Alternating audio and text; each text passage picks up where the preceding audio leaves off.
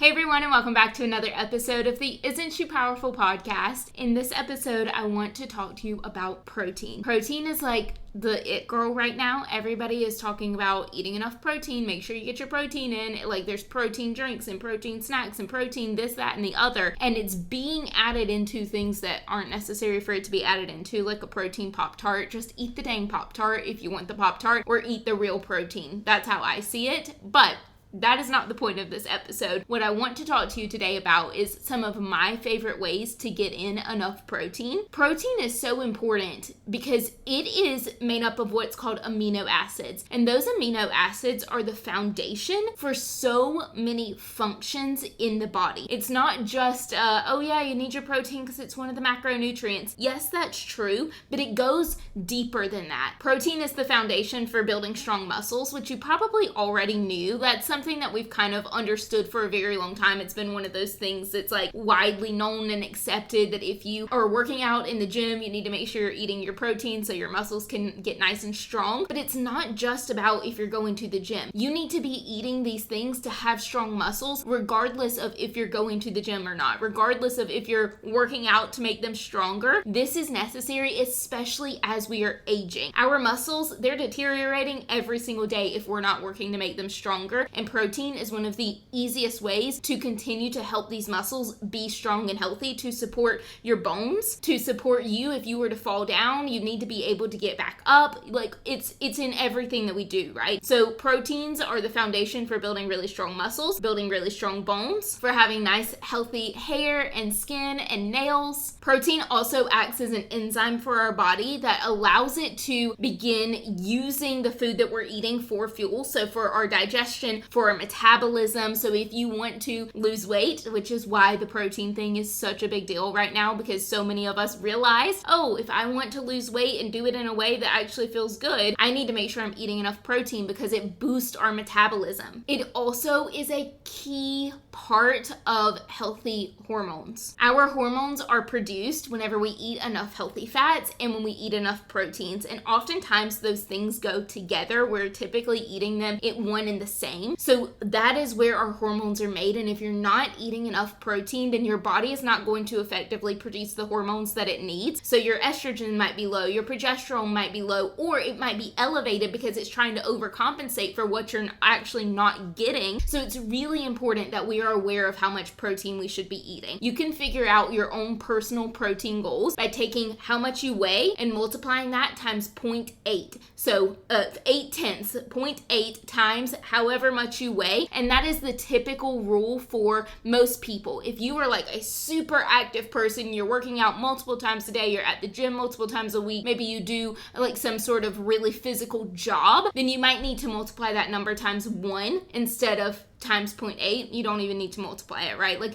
if you weigh 180 pounds, you have a really physical job or something like that, then you need to eat 180 grams of protein. But if you are a normal person, maybe you go on a couple walks every day, maybe you are more sedentary, then that would be when you multiply it times 0.8. And that is a general rule of thumb for how much protein you should be eating. It's a bio-individual thing. Every single person listening to this is going to have a different protein need, right? So it's important that you know what yours is, rather than just listening to a person that you find on social media and they're like, hey, eat this much protein. If you eat, this is what I eat to eat 130 grams of protein, you should be eating this every day too. That might not be true for you, okay? So you need to figure out your own number there. But with all of that said, I want to tell you just a few of the ways that I have been finding it very easy to reach my own personal protein goals, that you can start to implement some of these things as well. So with that said, let's get into the episode.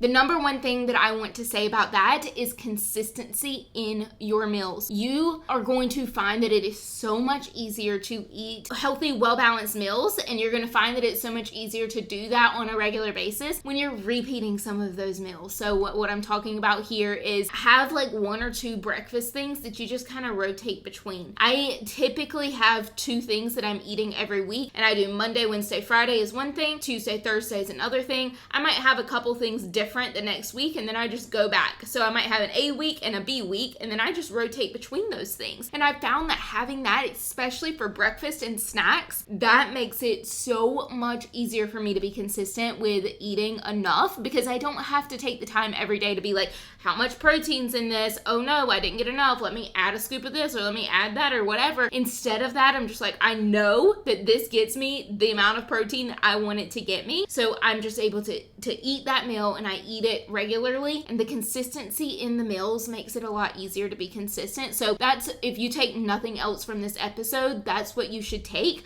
Make a list of a few of your favorite things. Make sure they have the protein you want in them. And then from there, stick to eating those things, right? Like, I'm not saying that you have to eat it every single day forever. I just told you I rotate between things, but I have a list of like 4 to 5 things, and I just rotate between those things throughout my weeks, and that it just simplifies things. So keep it simple. For breakfast, I love turkey bacon and a turkey sausage. And to me, those things are light. They're very easy because I can either, the turkey sausage, I can prep it the night before or at the beginning of the week, and then I just heat up whatever I need. And then turkey bacon, I just heat it up in the microwave in the mornings. It takes 2 minutes, and then I've got my protein. So those two things are something that I really enjoy. Applegate is the brand that I typically choose, and I just find that it comes out good quality every time. It's super easy for me to make in the mornings, and to me, it just is a no-brainer. Something else that I like to do to add protein in is vegetables. And I know that that sounds crazy, but there are a few vegetables that are actually pretty high in protein quantity. Those things are spinach. Spinach actually has a lot of protein in it. Brussels sprouts has a good amount of protein in it too. Those two are like my go-tos. I will either use those for breakfast or lunch a lot of times, because Shane, my husband, doesn't really like to eat especially Brussels sprouts. He's kind of picky about that kind of thing. So I will make those for either breakfast or lunch for me, and it's a really easy way to add in a few more grams of protein while also getting in a lot of fiber, while also getting in some antioxidants and some color. Like, it has a lot of benefits to eating those things. So I like to try to maximize my protein intake by using those vegetables. Asparagus is another example. And then as well as broccoli. Broccoli is also a source of some protein that it comes from the vegetables. So if you're somebody who doesn't eat a lot of meat, having these vegetables like the broccoli, the spinach, the asparagus, the Brussels sprouts, having those things in your meals can really help increase the amount of protein that you're getting in. As well as beans. I've been making a very big effort to have beans at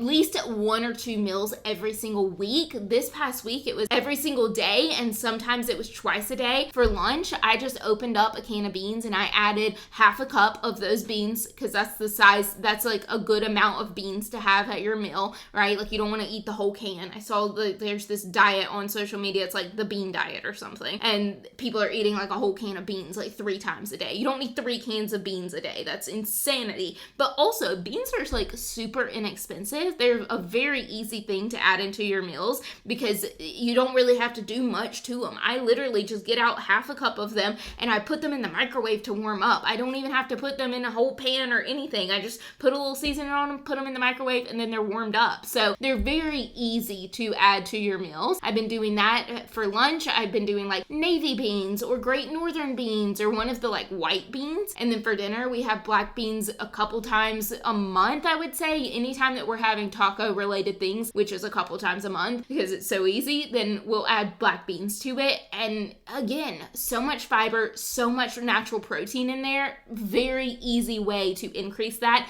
Again, especially if you're not somebody who eats much meat. A go-to snack for me has been a yogurt with half a cup of Catalina Crunch cereal. The cereal, I know it's a hit or miss for some people. There's a lot of different things that you could use. That's just the one to me that I find to be the most tasty. And so use one of those, right? There's like a Kashi one right now that has a good amount of protein and fiber to it. I did some comparing at the store recently, and I still went with the Catalina Crunch because I felt like it still had the best protein and fiber amounts. But regardless, if that doesn't taste good to you, there's a few other options that you could choose out there. Choose one of those that has some protein and fiber to it. Add it to a cup of yogurt. To me, the strawberry yogurt from Oikos mixed with the protein cereal that's chocolate, perfection. I love that. And if you choose that, I do the Oikos Pro yogurt with the Catalina Crunch cereal. That's 31 grams of protein in your snack. Plus it has a bunch of fiber in it too. So to me, very easy snack. I get it together in like a couple of seconds. I just find that that's a easy one, and I've been rotating between that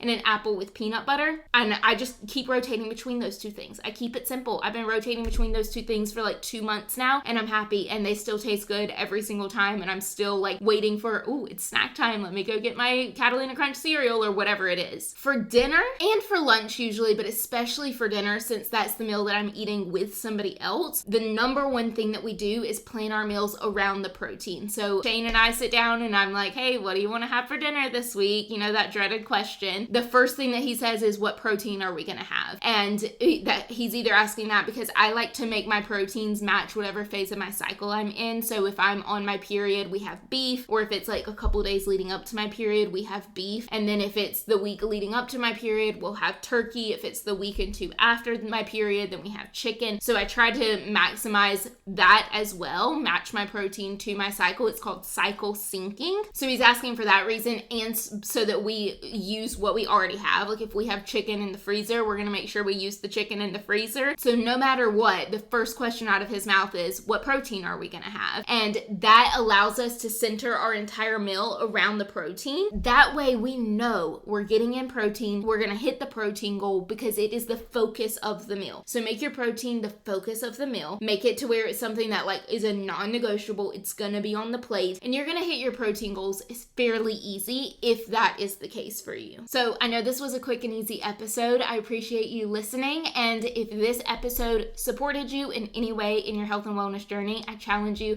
to share it with somebody who you know has got some protein goals they're working on hitting right now. And that would mean the world to me. It would also be helpful to them. Thank you so much for being here and a part of the Isn't She Powerful podcast. And I can't wait to see you again in the next episode.